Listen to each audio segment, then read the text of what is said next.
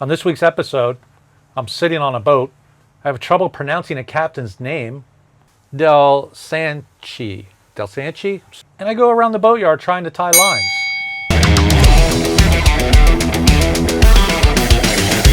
And I'm Doug. Hey everybody, I'm Captain Doug Meyer. Chelsea is on some biz jet somewhere, coming back from Denver. So I'm flying solo today. That's okay. We'll see her next week. Listen, I'm over on my boat, and I love my boat so much, but because it's so noisy over in the yard, I don't think you guys would hear me. And Renaissance is like 500 feet that way. It's over at Rolling Marine. So anyway, let's jump right into it. Before we do that, I do want to remind you guys, Elite Marine AC is pulling all the compressors out of my boat, refurbishing them, changing the ones they got to change. These guys, I'm really impressed with them. They did they are doing a fantastic job. And I want to show you guys some video. So I just took the brand new Hargrave 102 or 104. It's actually 109 feet overall. Took it off the ship that was shipping it, shipping the ship from the ships. It went all the way around.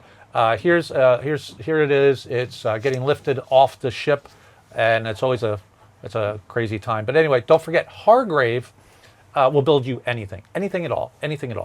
And by the way, I want to say a big congratulations. So the designated captain after commissioning is Lucas. If you know Lucas, I'm not going to mention your last name, but he'll be taking over the vessel. So congratulations, Lucas. And I'm sure you know who he is if you know him. Okay, let's jump right into it. I'm going to pronounce this name wrong. Mark Del Sanchi. Del Sanchi? Sorry, Mark. He published a book. He's a captain. He's a mega yacht captain. But in his spare time, this is what this guy does. He has climbed to the top of Mount Everest. He has crossed the Atlantic Ocean solo. And he rowed to the North Pole, magnetic North Pole. I didn't even know you could row to the North Pole. I thought it was full of snow. Anyway, he rowed from New York to London in a rowboat. I mean, I'll be honest with you. I need my direct TV. I need my satellite communications. This guy rowed, and I guess there's a lot of time going through his head. He had a lot of time to think, so he wrote a book in his mind, and then in 6 weeks, he wrote it down. It's called Cheeky Clappers, my quest to become the first person to row solo from New York to London and the adventures that led me there. That's a handful, or that's a mouthful, but kudos to you, Captain Mark. I mean, Jesus Christ. I look at guys like this and I'm like, I'm not doing anything. He rowed across the Atlantic. Anyway, he wrote a book.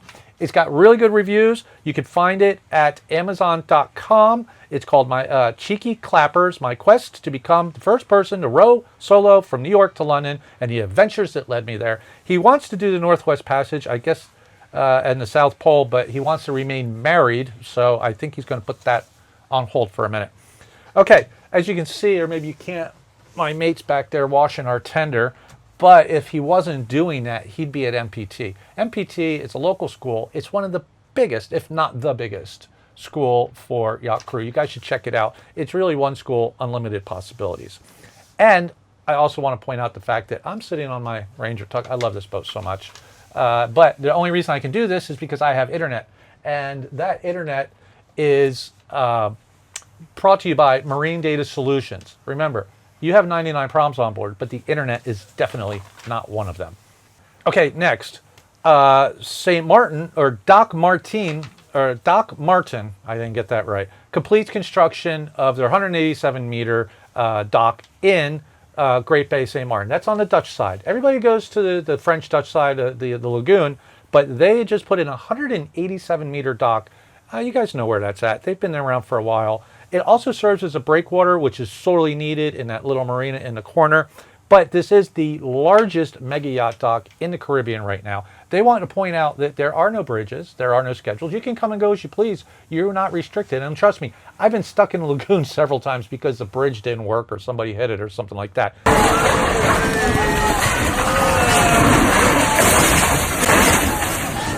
That's pretty cool. Check it out if you're in St. Martin and you have a boat that's 186 meters, because they'll take two, one on each side. Next, this is kind of interesting. Scheherazade, we all know that yacht. It's been interned in Italy, it's impounded, repositioned, reacquired, I don't know. A lot of people say that it is Vladimir Putin's yacht. They can't prove it, but apparently the U.S. State Department can. It's been there for a while. We all know that. But Radio Free Europe tried to get some photos of the boat, so they showed up in a little boat. And how did the crew of Scheherazade respond? They saw that we are sailing off with a small boat and that we have a camera that we are preparing to film them.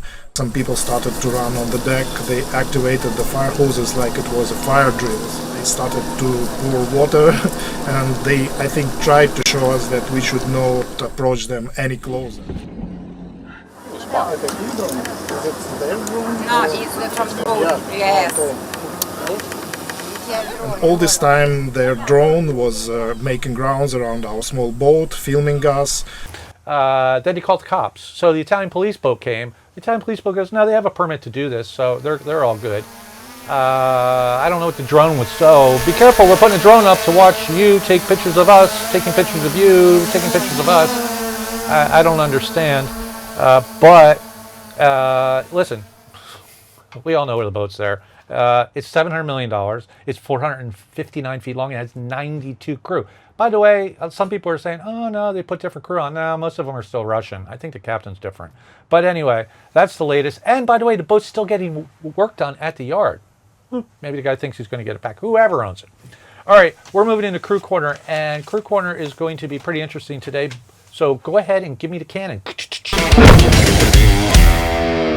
Crew Corner is brought to you by AMSOIL. AMSOIL is synthetic oil for a real show.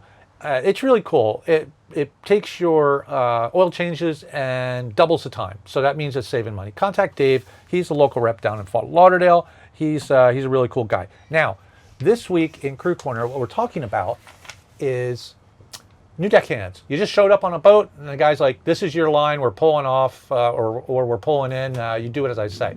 Usually the captain's like 100 feet away and he's got a radio. So here's a couple of tips for you new deckhands or stewardesses or whoever's on deck to keep your fingers and toes from falling off and to kind of look semi-professional. First one is dipping a line. All right. Now we're going to do it on the boat, but just pretend it's on a dock. But anyway, this is how you dip a line. Let's pretend that this is an eye, not a bowline. I don't want to pull two big lines out. But if you needed to go to a dock with cleats or piling or anything, it's really nice for your neighbors if they have to get underway at 5 a.m. that they don't have to wake you up. A lot of times people will put a line on a cleat on the dock like this or whatever. Now when this guy, the guy who owns this line wants to leave, he's got to go, hey, can you untie your line? Now you're untying the boat again. Not a cool option. What you want to do, you want to dip the eye. Again, this works on the boat, it works on the dock, it works on pilings. We'll check that out. So you got your neighbor's line, you take your line, you go underneath, you go around, and you pull. It's that simple.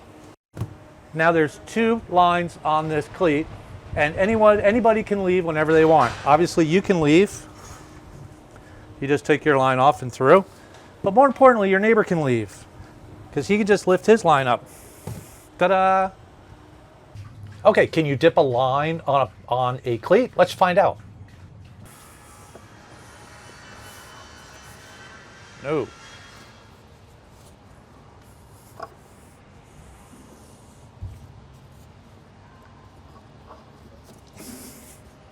Yes. Yeah.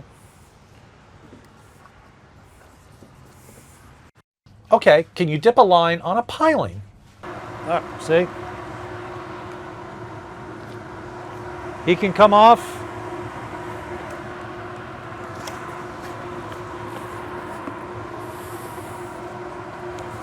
And I can come off. A lot of deckhands make the mistake when they put a line on a piling. They put it there. That's wrong. You don't want to put the load on the piling all the way up here. This is where it's connected. You want to put the load from your boat down here where it's all bolted in. This will just snap off. So always put it as low to the dock as possible. That way you're benefiting from the piling, from the dock, from any other structure that is screwed down to the piling. Okay, and last last thing, I can't stress enough. Like when I showed you that you should tie the line on the piling all the way down, I'm telling you, I've seen more pilings snap off when the deckhands put them way up. It's like trying to bend a straw. It's very easy, but if you try and bend a straw from the base of the straw, it's very hard. So that's a good pro tip. Anyway, I'm Doug. Chelsea's not here. We'll see you guys next week. Thanks for watching. I love you guys. I love everything, that all the messages and everything you sent. So I'll see you next week.